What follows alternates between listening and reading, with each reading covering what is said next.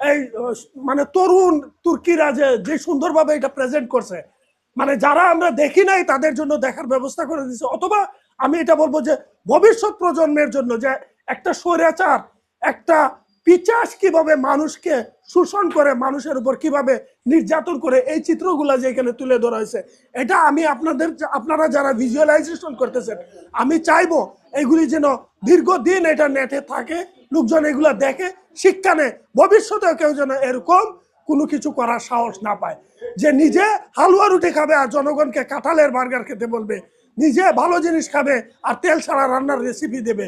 ওই রেসিপি আমরা চাই না। আমরা আমাদের চাহিদা মতো, যেটা আমাদের সামর্থ্য, সবার সামর্থ্য সমান না, ঠিক আছে, তারপরে যার যার সামর্থ্য অনুযায়ী আমরা ভালো থাকতে চাই। তবে রাষ্ট্রের দায়িত্ব আছে, রাষ্ট্রের যে দায়িত্বশীল সে যদি এরকম কথা বলে মানুষকে বিভ্রান্ত করে, ওই ধরনের মানে অবিবেচক রাষ্ট্র না আমরা চাই না। এরা তো আসলে কিছুই না।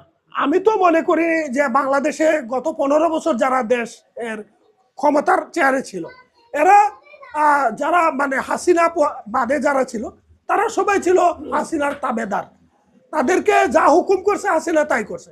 আর হাসিনাকে হুকুম করা হয়েছে পার্শ্ববর্তী দেশ থেকে, অন্য একটা দেশ থেকে, সে সেই হুকুমগুলোকে পালন করছে।